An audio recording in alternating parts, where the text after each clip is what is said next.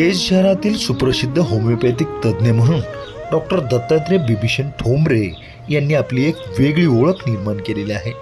कारण त्यांच्या दवाखान्यामध्ये पेशंटला कधीही ॲलोपॅथीचे उपचार केले जात नाहीत. होमिओपॅथीच्या माध्यमातून त्यांनी आजवर अनेक रुग्ण चांगले केलेले आहेत. त्यांच्या दवाखान्यामध्ये रडत येणारे पेशंट देखील उपचारानंतर आनंदाने हसत जातात आणि अशा रुग्णांच्या चेहऱ्यावरील हेच हसू पाहून लोक त्यांच्या कार्याचे कौतुक करत असतात. यामुळे या डॉक्टर दत्तात्रय ठोंबरे यांचे बीड जिल्ह्यात नाव झालेले आहे. जिल्ह्यामधून वेगवेगळ्या प्रकारचे रुग्ण त्यांच्याकडे मोठ्या विश्वासाने येत असतात. वैद्यकीय क्षेत्रामध्ये नामवंत असलेले हे डॉक्टर ठोंबरे धार्मिक क्षेत्रामध्येही सुप्रसिद्ध आहेत. ते उत्तम कीर्तनकार आहेत. लहानपणापासूनच त्यांच्या आईवडिलांमुळे त्यांना अध्यात्माची आवड आहे. आईवडिलांच्या सुसंस्कारामुळेच ते त्यांच्या जीवनामध्ये यशस्वी झालेले आहेत. 2019 पासून केज शहरामध्ये त्यांचे होमिओपॅथिक क्लिनिक आहे. आजवर त्यांनी विविध प्रकारचे दुर्धर आजार बरे केलेले आहेत. त्यामध्ये पचन संस्थेचे विकार, त्वचारोग, मनोविकार, लैंगिक समस्या, मूतखडा, मूत्रविकार, सांधेदुखी, बालरोग अशा प्रकारच्या जुनाट विकारांचा समावेश आहे. सोरायसिस, सामखीळ यावर देखील उपचार करतात. यामुळे ते होमिओपॅथिकमध्ये जिल्हाभरामध्ये सुप्रसिद्ध आहेत. त्यांच्या सौभाग्यवती देखील त्यांना उत्तम साथ देतात. त्यांची 2 मुलं देखील अभ्यासामध्ये हुशार आहेत. डॉक्टर ठोंबरे आजही आपल्या आईवडिलांच्या दर्शनाशिवाय घर सोडत नाहीत. म्हणून अशा या सुसंस्कारित डॉक्टर आणि कीर्तनकार असलेल्या अशा या गुणी आणि ज्ञानी व्यक्तिमत्वाच्या आजवरच्या यशस्वी जीवन प्रवासावर प्रकाश टाकणारी संतोष रोकडे यांनी घेतलेली ही विशेष मुलाखत पहा न्यूज 1 महाराष्ट्र वाहिनीवर.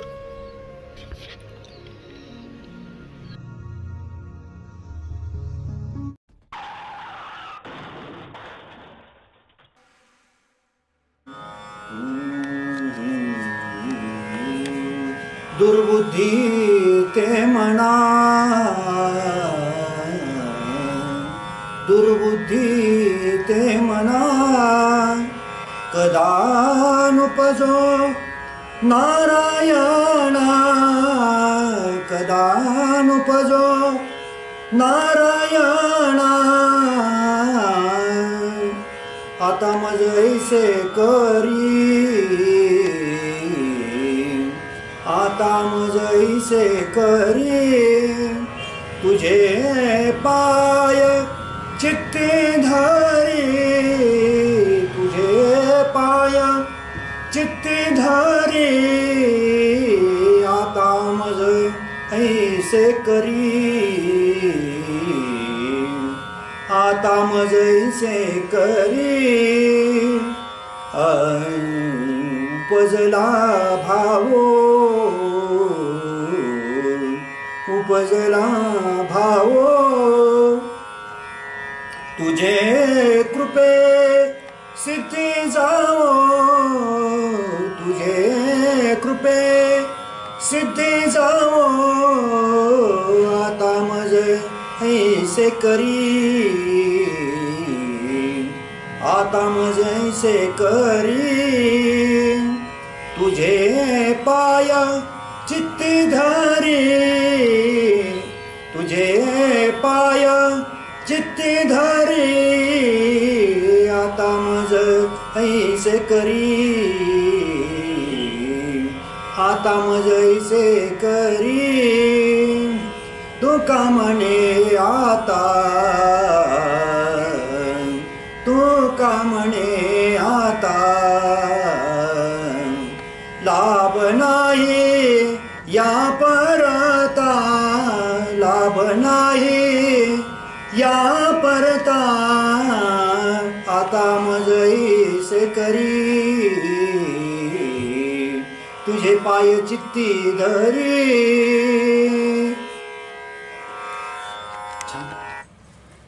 मी डॉक्टर दत्तात्रय बिभीषण ठोंबरे, राहणार केज, BHMS, एक होमिओपॅथिक तज्ज्ञ आहे आणि गेले 2009 पासून मी केज शहरामध्ये होमिओपॅथीची प्रॅक्टिस करत आहे. फक्त होमिओपॅथीचीच प्रॅक्टिस माझी आहे, म्हणजे फक्त होमिओपॅथीचा दवाखाना हा केजमध्ये हर्ष होमिओपॅथिक क्लिनिक हेच आहे, म्हणजे की जिथं प्युअर होमिओपॅथी केली जाते. इतर मी ॲलोपॅथी वगैरे बिलकुल या दवाखान्यामध्ये केली जात नाही. कुटुंबामध्ये आई वडील, एक भाऊ आणि 2 बहिणी असं आमचं कुटुंब आहे. बहिणी विवाहित आहेत, भाऊही विवाहित आहे. आणि मी, माझी पत्नी मिसेस सुलेखा दत्तात्रय ठोंबरे आणि माझी 2 मुलं हर्षवर्धन आणि अनुज, असं आमचं कुटुंब आहे. आम्ही सगळे एकत्रच राहतो आणि गेले साधारण 15 वर्ष झालं मी होमिओपॅथीची सेवा करत आहे आणि होमिओपॅथीच्या माध्यमातून रुग्णसेवा या हर्ष होमिओपॅथी क्लिनिकच्या माध्यमातून मी करत आहे.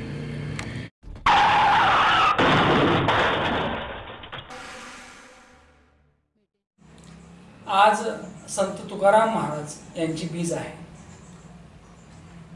आणि या बीजोत्सवाच्या कार्यक्रमानिमित्त या ठिकाणी हरिभक्तपरायण डॉक्टर दत्तात्रय ठोंबरे यांची आम्ही निवड केली आहे. अगदी कीर्तनकार आहेत आणि उत्तम डॉक्टर सुद्धा आहेत.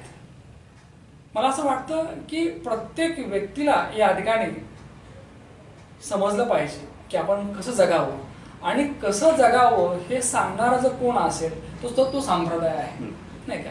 अगदी ज्या व्यक्तीने तुकोबाची गाथा वाचलेली आहे त्याचा माथा नेहमीच अगदी ठिकाण्यावर असतो आणि गाथेतले विचार मागच्या अनेक वर्षापासून लोकांपर्यंत पोहोचवण्याचं काम सन्माननीय डॉक्टर साहेब करत आहेत. त्याचबरोबर अनेक लोकांची या ठिकाणी वैद्यकीय क्षेत्राच्या माध्यमातून सेवाही करत आहेत आणि म्हणूनच आज चांगला योग आला आहे आणि ही मुलाखत आयोजित केली आहे. सर, मुलाखतनामा या महाराष्ट्रातील लोकप्रिय कार्यक्रमात तुमचं स्वागत. सुरुवात करूया तिथून, अगदी लहानपणापासूनच, नाही का. काय सांगाल नेमकं की तुमचं जे ठोंबरे कुटुंब आहे, तुमचे खास करून आई असेल, तुमचे वडील असतील, एकूणच बालपण कसं होतं नेमकं ते सांग. बालपणाच्या बाबतीत सांगायचं झालं तर खूप कठीण काळ होता तो. म्हणजे की वडिलांची नोकरी होती खरेदी विक्री संघामध्ये, त्यामुळे आर्थिक विवंचना बऱ्यापैकीच होती. परंतु आता जसं आपण बोललो तसं वैचारिक धर्म मात्र पहिल्यापासून आहे. म्हणजे आई वडील पहिल्यापासून वारकरी संप्रदायाचे पायक आहेत. त्यांचं सतत नामजप असेल म्हणा किंवा तुकोबाची गाथा वाचन असेल ते कंटिन्यू. आता तुम्ही जे म्हणाल की तुम्ही कीर्तन वगैरे करता, पण विशेष मला असं सांगा वाटतं की मी हा अभ्यास कुठे केला नाही. म्हणजे की नाहीच, कधी वाचनही नाही त्याचं झालं. पण ती जी आई काय जे वाचायची सारखं, वडील वाचायचे, तर ते सतत कानावर पडून पडून ते आत्मसात झालं आणि एक भाषेची आवड असल्यामुळे तो उकल होत गेली त्या अर्थाची. म्हणजे ते अर्थ आपोआप ते उकलत गेला आणि मग कुठंतरी कुर्मी झाली की चला कीर्तनही करूया. मग कुणाच्या प्रेरणा, आई वडिलांच्या प्रेरणेनं, गुरूंच्या प्रेरणेनं मग मी कीर्तनाला राहिलो आणि कीर्तनही झालं. खिशामध्ये पैसे नसतील तरी चालेल, हो, पण डोक्यात चांगले विचार पाहिजे, नाही का. आणि मला असं वाटतं की लहानपणी तर तुमची श्रीमंती काय असेल तर या ठिकाणी तुकोबा, विठोबा, नाही का, ज्ञानोबा हा जप होता. रामकृष्ण हरी मुखात होतो आणि आई वडिलांनी जर काही शिकवलं असेल तर ते प्रामाणिकपणे शिकवला. खरेदी विक्री संघामध्ये कर्मचारी असलेले तुमचे वडील, नाही का, आणि आई गृहिणी. एक विचारावं वाटतं की घरामध्ये एकूण नेमके सदस्य किती होते आणि घरचं वातावरण कसं होतं लहानपणीचं. आम्ही 4 भावंड आणि आई वडील असं आमचं कुटुंब होतं. घरचं वातावरण आर्थिक विवंचना होती, पण मगाशी आपण बोलता बोलता सहज आपल्या गप्पा जेव्हा झाल्या तर तुम्ही म्हणाला की तुम्हाला डॉक्टर व्हायचं होतं का. तर एक विचार त्यांचा असा सांगत होता आई वडिलांचा की तू काय पण बन, काहीतरी बन, काही पण बन. असं लक्षात, काही बन, म्हणजे तू वकील बन, डॉक्टर बन, मास्तर बन, नाहीतर हमाल बन, पण माणूस बन. हा विचार त्यांचा म्हणजे त्यांच्या बोलण्यातनं म्हणा, त्यांच्या वागण्यातनं सतत येत होतं. म्हणजे एक वेळचा मी किस्सा सांगतो. म्हणजे त्यांचा प्रामाणिकपणा कसा होता की अत्यंत विवंचना, म्हणजे इतकी विवंचना आर्थिक होती की एक वेळेस तर म्हणजे घरात अन्न नाही अशी दशा झाली होती. अक्षरशः लिटरली अन्न नाही. आमच्या शेजाऱ्यांना ते कळालं, मग त्यांनी ते आणून दिलं आम्हाला धान्य वगैरे, आणि मग तेव्हा मग आम्ही ते त्याच्या भाकरी करून खाल्ल्या. म्हणजे ते सांगायला गेलं तुम्हाला भरून येईल असं.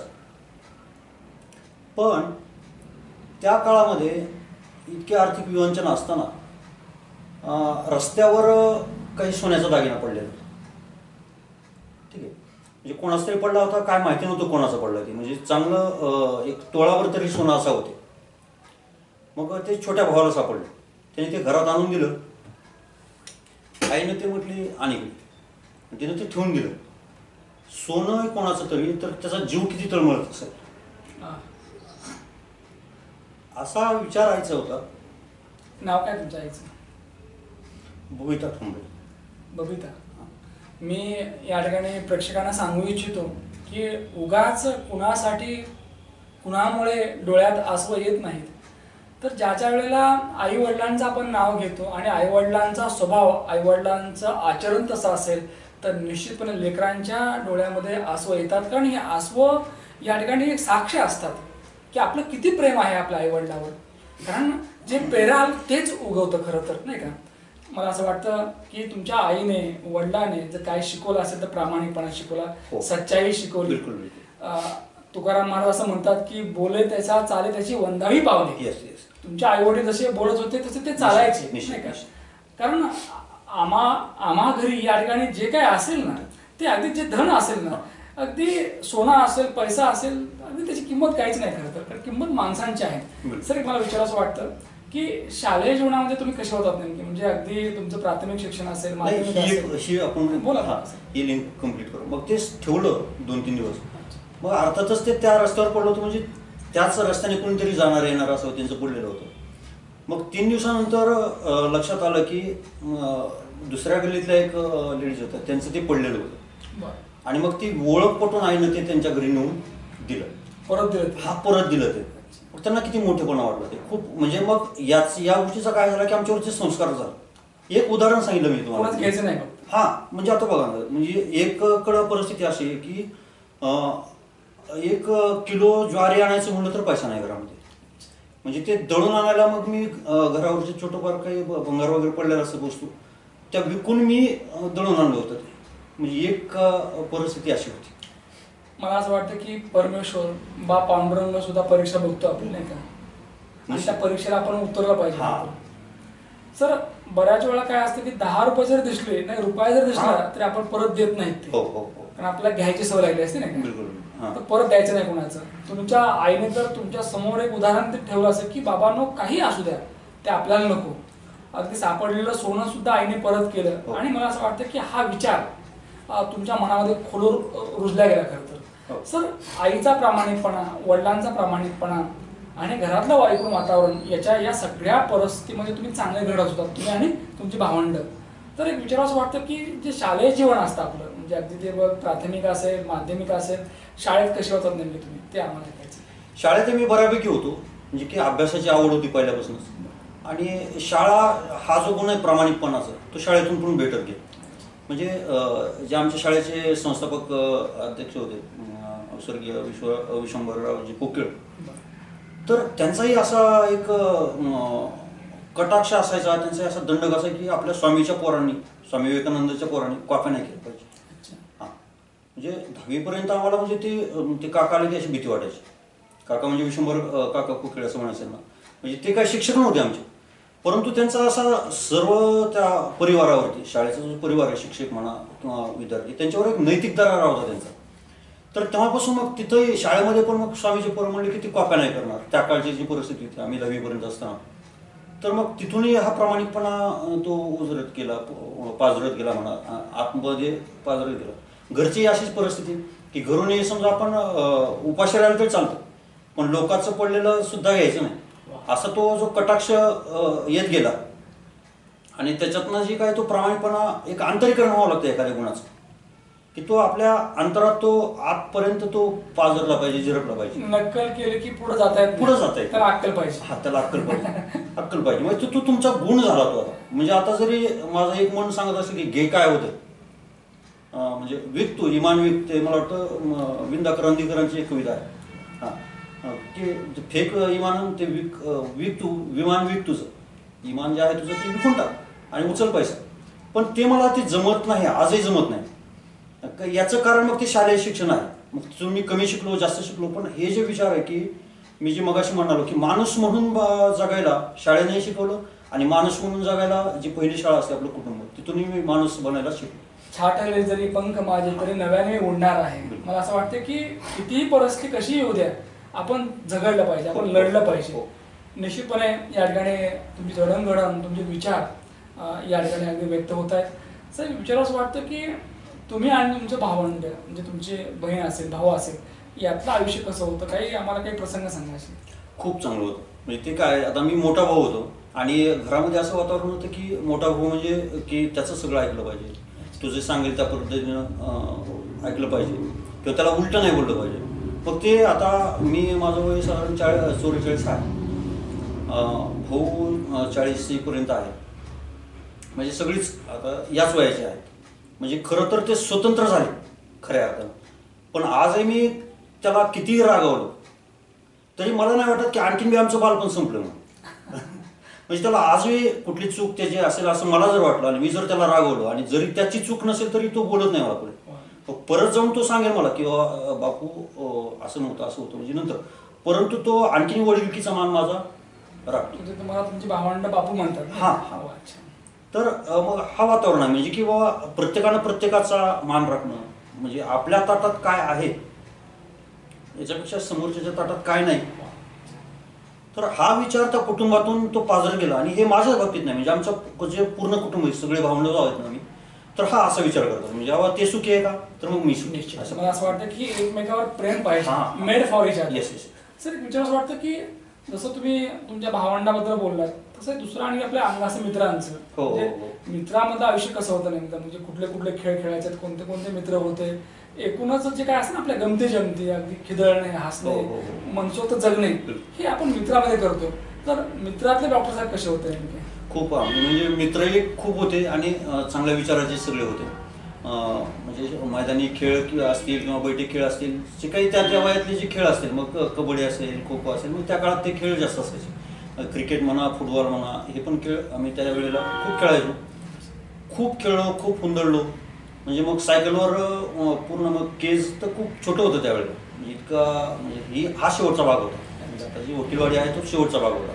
मग इथून आम्ही सायकलवरती सकाळी शिक्षक कॉलनीच्या वरतीपर्यंत जायचो. मग त्या काळात तर हे म्हणजे सगळं ते मोकळं होतं. किंवा मग दसऱ्याचा इकडं उत्सव असायचा देवीच्या माळावरती, मग तिकडं आम्ही 8-9 दिवस मग खूप मजा करायचो, खूप जायचो तिकडे, फिरायचो. मग तिकडे आवळे खा, चिंचा खा, किंवा काय छोटी मोठी काय खरेदी असेल तर ते करा. किंवा मग शाळेतले खेळ सोडून मग बाहेर पण आम्ही बऱ्यापैकी विटीदांडू असेल किंवा काही शर्यती असतील, पोहण्याच्या शर्यती म्हणा किंवा सायकलवरच्या शर्यती, अशा पद्धतीचे खेळ. अंथरूण पाहून पाय पसरावे असं म्हणतात. आणि मला असं वाटतं की तुम्हाला एक गोष्ट लक्षात आली होती की आपली आर्थिक परिस्थिती एवढी काही स्ट्रॉंग नाही, म्हणजे काही करायला. तर त्या काळामध्ये ज्या वेळेला मित्रांकडली सायकल असेल नवीन किंवा खेळणं असेल, तुम्हाला काय असं कधी वाटलं नाही का आपलंही असावं हे? असं नाही, असावं असं तर कुठल्याही मुलाला वाटेल, परंतु त्याची काही असूया नव्हती महत्वाचं. म्हणजे किंवा त्याच्याकडे आहे माझ्याकडे का नाही, तर हा काय भाव त्यावेळेला नव्हता. म्हणजे त्यावेळेला नव्हता म्हणण्यापेक्षा आजही नाही की कम्पॅरिझन नाहीच की समजा कम्पेअर केलं पाहिजे, माझ्याकडे हे आहे किंवा त्याच्याकडे ते एखादी गोष्ट आहे, एखादी गाडी आहे, तर माझ्याकडे का नाही. म्हणजे हे आणखीनही ते काही रुजलं नाही. त्याची जेलसी म्हणा की एनवी म्हणा की माझ्याकडे काय नाही, असूया नाही. त्या काळातही नाही. आपण आहे तसं राहावं, सुखी राहावं, आनंदी राहावं, नाही का? मला असं वाटतं की ज्या व्यक्तीला हे जमलं खरं की जसे आहे तसे राहा, चांगले राहा, चांगला विचार करा, तर निश्चितपणे त्या व्यक्तीचं आयुष्य चांगलंच असतं. कारण शेवटी काय आयुष्यामध्ये जे जे आपल्याला मिळेल ते कमीच वाटतं, नाही का? सर, वैद्यकीय क्षेत्रामध्ये येण्याचं काय कारण ठरलं नेमकं, की काय वाटलं असं, केव्हा असं तुम्हाला असं क्लिक झालं की अरे आपल्याला डॉक्टर व्हायचे बुवा? डॉक्टर व्हायचं असं काही ठरवलेलं नव्हतं. म्हणजे ठरवलेलं नव्हतं इन द सेन्स की आत्ताचे जितकं आपण काही सजग आहोत की काय करिअर निवडायचं पोराचं, म्हणजे पोरग जन्मल्यापासून आज करिअर निवडीचा म्हणजे ठरवलं जातं. आई वडील त्याचा पाठपुरावा करतात, आई वडीलच. म्हणजे जन्मल्यानंतर पोराला काय कळलं, आई वडीलच ठरवतात ते जन्मतानाच काय करायचं. हा, इव्हन आता त्याच्या पुढे जायचं तर म्हणजे प्रेग्नन्सीच्या वेळेलाच ठरवलं जातं की आपलं हे आता होणारं मूल काय करणार आहे. तर तसं काय तो काळ नव्हता. म्हणजे चला, म्हणजे जसं म्हणजे आरूढ काळाच्या गाडीवरती आणि जिकडे काळ नाही तिकडे चाल, फक्त तुम्ही काय म्हणा की तुम्हाला तुमच्यातला माणूसपणा गेला नाही पाहिजे. म्हणजे आमच्या आईवडिलांच तरी हा कटाक्ष पहिल्यापासून राहिलेला आहे. पहिल्यापासून म्हणण्यापेक्षा आजही त्यांचा या गोष्टीवरती काळ असा होता की माणसातला माणूस जिवंत ठेवण्यासाठी प्रयत्न करायची आता काही करा पण तुम्ही ते Achieve करा. अचीव्ह करा फक्त what ever you do Ambition तुमची complete करा. Okay sir. मग वैद्यकीय क्षेत्रामध्ये आलात तुम्ही साधारणतः आता 15 वर्ष झाले 2009 ते 2025 सुरू आहे. हो. तर या 15 वर्षातली जी कारकीर्द आहे जो काही अनुभव आहे मग तो सांगा. तर वैद्यकीय शिक्षण पूर्ण झाल्यानंतर BHMS कंप्लीट केलं, पण BHMSच्या फर्स्ट इयर सेकंड इयरला असेल कुठेतरी तर मग मी रिझल्ट पाहिले होमिओपॅथीचे. आणि काय की मला जर फिलॉसॉफीचा बेस होता, कुठला हा वारकरी संप्रदायाचा फिलॉसॉफीचा बेस होताच एक.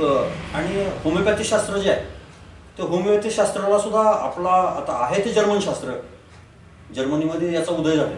डॉक्टर सॅम्युएल हॅनिमन या शास्त्राचे जनक आहेत, तिथं हा उदय झाला. परंतु याचा पूर्ण जो बेस आहे होमिओपॅथीचा, जी फिलॉसॉफी होमिओपॅथीची, तर ती पूर्ण फिलॉसॉफी ही एक अध्यात्मावरती, भारतीय अध्यात्मावरती बेस आहे एक प्रकारे पाहायचं गेलं तर. आणि मग मला ते जवळच वाटलं ते शास्त्र. आणि मग तेव्हा मी BHMS फर्स्ट इयरला असताना ठरवलं की आपल्याला करायची तर जीवनामध्ये होमिओपॅथी करायची. अनेक अडचणी होत्या, आता खूप सोपं झालंय म्हणजे ऑनलाईनच्या काळामध्ये शिकणं, पण त्या काळात खूप अडचणी होत्या. म्हणजे की लोक समजा आपलं ज्ञान शेअर करत नव्हते, देत नव्हते किंवा शिकवत नव्हते. जसं त्यावेळेस ॲलोपॅथी शिकणं खूप सोपं असायचं. म्हणजे तुम्ही एखादं हॉस्पिटल जॉईन केलं की ते डॉक्टर सगळं शिकून द्यायचे तुम्हाला. म्हणजे 3 महिन्यामध्ये तुम्ही तिथले ट्रेनिंग व्हायचे आणि तुम्ही सगळं ते हॉस्पिटल हँडल करू शकायचे, इतकं सोपं होतं ते. परंतु होमिओपॅथीमध्ये मात्र खूप कष्ट होते. पण तरीसुद्धा मी निवडलं की आपल्याला होमिओपॅथी करायचीच आहे, होमिओपॅथी शास्त्रानंच आपल्याला ट्रीटमेंट करायची आहे. मग 2009ला मी पर्यंत मी होमिओपॅथी शिकून मग प्रॅक्टिस सुरू केली. प्रॅक्टिस सुरू केल्यानंतर परत अशी अडचण होती की इकडच्या लोकांना होमिओपॅथीबद्दल म्हणजे माहितीच नव्हती, किंवा होमिओपॅथी अशा शास्त्र असतं, याच्यात अशा अशा पद्धतीने उपचार होतात, या आजारांचे होतात. त्यावेळेला लोकांना तरी ॲलोपॅथी हे शास्त्र जास्त माहिती. 2009 मध्ये जेव्हा तुम्ही प्रॅक्टिस सुरुवात केली केजमध्ये, हो. की आयुर्वेद काय आहे नेमकं, एवढं काय अशी जागरूकता नव्हती अशी. होमिओपॅथी काय एवढी जागृत, किंवा आयुर्वेदाचं बद्दल तरी लोकांना माहिती होतं, कारण जे आपलं शास्त्र आहे जुनं एक आजीबाईचा बटवा म्हणून तरी किमान लोकांना ते माहिती आहे आयुर्वेद.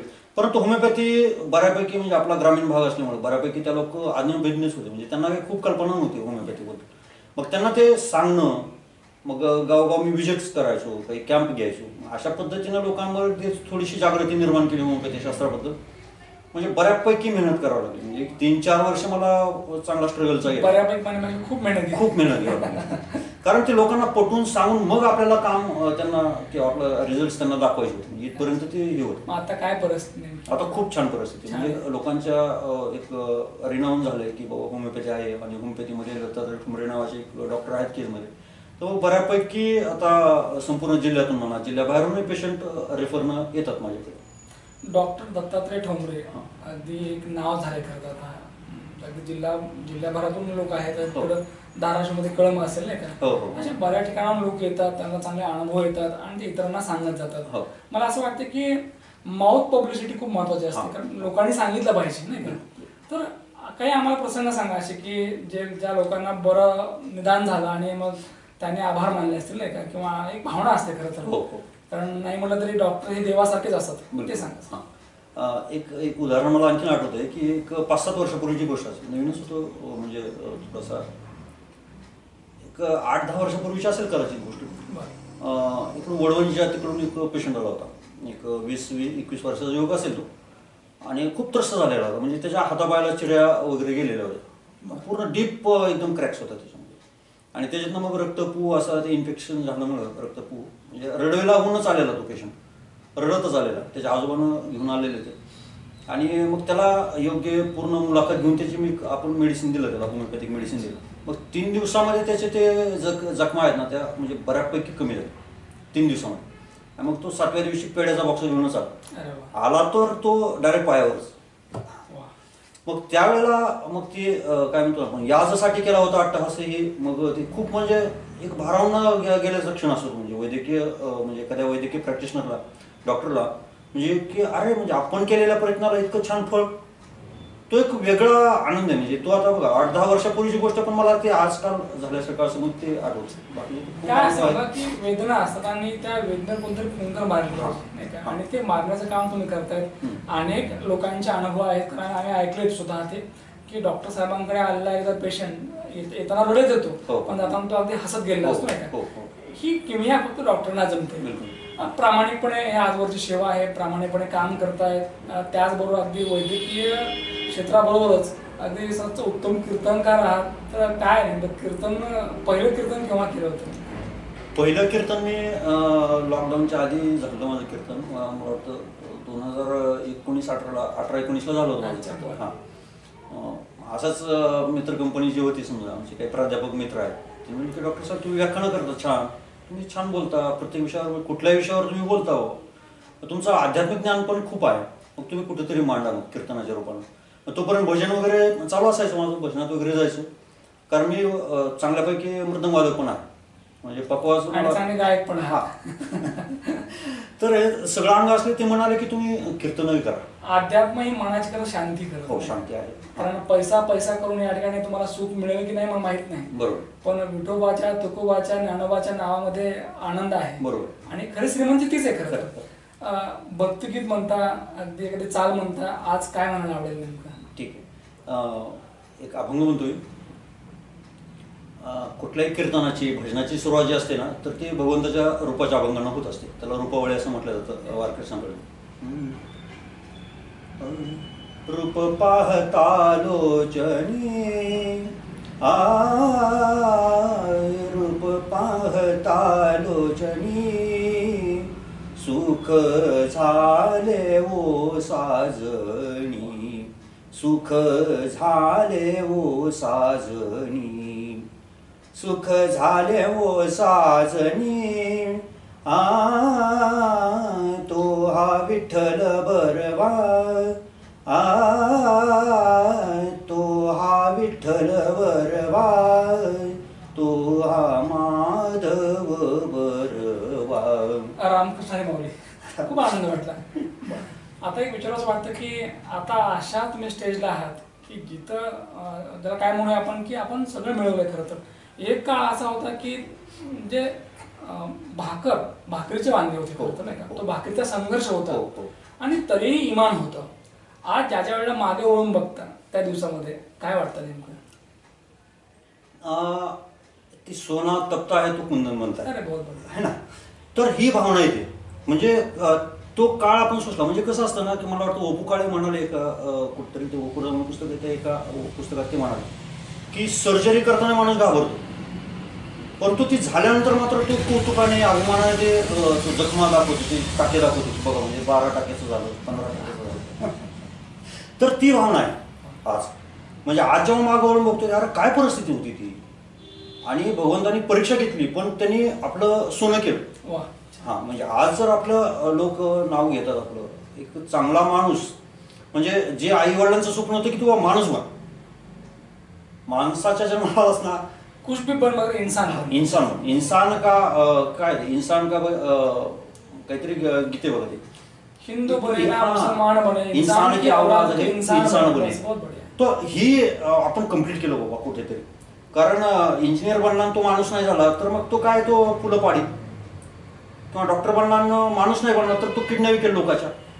म्हणून मग किंवा तू डॉक्टर बनलास, काय बनायचं ते पण, किंवा शिक्षक बनला तो माणूस नाही बनला, काय करेल, तो पिढ्या बर्बाद करेल. अभी आपने कहा था कि जब सोना तपता है तो कुंदन बनता है. मेरे ख्याल से कुंदन है, आप तो चंदन बन गए. कितने अच्छे बन गए. बहुत बहुत बढ़िया. मला एक विचारायचं वाटतं की या पूर्ण प्रवासाचं, या यशाचं श्रेय आपण कोणाला देऊ इच्छितो? आई वडिलांना आणि माझ्या शाळेतले जे शिक्षक आहेत, मला होमिओपॅथी शिकवणारे जे माझे गुरु लोक आहेत त्या सर्वांना, आणि सगळ्यात महत्त्वाचं म्हणजे माझ्या पेशंटला. कारण काय असतं ना, होमिओपॅथिक शास्त्रामध्ये तुम्ही 100 पेशंट एका आजाराचे पाहिले ना, तर येणारा जो नवीन पेशंट आहे ना, तो नवीनच काहीतरी आपल्याला शिकवून जातो. आता एक विचारायचं वाटतं मला की पुढं काहीतरी द्यायचं असतं आपल्याला, नाही का, कारण जेव्हा आपल्याकडे आले तेव्हा आपण पुढच्याला द्यावं. तर नेक्स्ट प्लॅन काय आता, म्हणजे पुढं आणखी काय करायचं नाही? पुढं आणखीन कसं आहे की आपल्याला हे प्रॅक्टिस, म्हणजे ही जी पॅथी आहे ती अगदी सामान्य लोकांपर्यंत त्यांना कळायला पाहिजे की ही पॅथी आहे. आणि आपण 1 दिवसाच्या मुलापासून, 1 दिवसाचं जे जन्मलेलं मुलं तेपासून 100 वर्षाच्या म्हाताऱ्यापर्यंत, किंवा साध्या सर्दीपासून ते कॅन्सरपर्यंत आपण होमिओपॅथीनं आपण त्याच्यावरती उपचार करू शकतो. हा विश्वास आपल्याला त्या पेशंटपर्यंत निर्माण करायचा, तळागाळाचा. अगदी आपण देत राहावं, द्यावंच. कारण घेणारी लोक किती आनंदी आहेत जर बघितलं आपण. मला असं वाटतं घेणारा आयुष्यभर घेत राहतो, आणि जर तुलना केली तर तो अगदी काहीच नसतो, तो दुःखी असतो, कारण किती घ्यावं याला मर्यादा नाही. त्यामुळे देत राहा, कारण देणारा हा सुखी असतो, आनंदी असतो आणि देणारा देव असतो. मला असं वाटतं की देत राहा माणसाने. आयुष्य किती आहे, कधी संपणार आहे, कधी फुलस्टॉप आहे माहीत नाही आपल्याला, पण जेवढं दिलंय भगवंताने ते आनंदाने जगावं, दुसऱ्यांना आनंद द्यावा. आणि जो व्यक्ती आनंद देतो, देत राहतो, वाटत राहतो, त्याच्या वाट्याला कधी दुःख येत नाही. कारण जो देवाचं नाव जपतो त्याला देव जपतो. मला असं वाटतं की डॉक्टर साहेब या ठिकाणी सतत देवाचं नाव जपतात.